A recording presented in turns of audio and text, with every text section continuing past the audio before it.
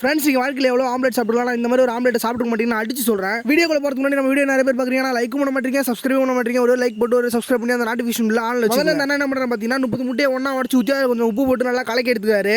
ஒரு பேனில் கொஞ்சம் சீஸ், அது மேலே கொஞ்சம் வெங்காயம், அது மேலே கொஞ்சம் குடமிளகா, பச்சை மிளகா போட்டு நல்லா வதக்கி எடுத்துக்கிறாரு.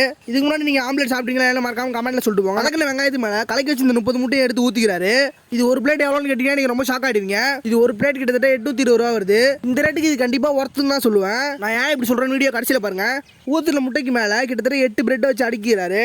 ஸ்மெல் ரொம்ப சூப்பராக வருது, எனக்கு தெரிஞ்சு ரொம்ப டேஸ்ட்டாக இருக்கும் போல. அமுக்கு நம்ம பிரெட் மேலே பார்த்தீங்கன்னா கொஞ்சம் சீஸை தூவிக்கிறாரு. அது அப்படியே கொஞ்சம் நல்லா வெந்து வந்ததும் அதை நல்லா திருப்பி போட்டு அப்படியே அதுக்கு மேலே கொஞ்சம் கொத்தமல்லி தூவிக்கிறாரு. அதை அப்படியே 4 பீஸா போட்டு ஒரு பிளேட்டுக்கு மாற்றிட்டாரு.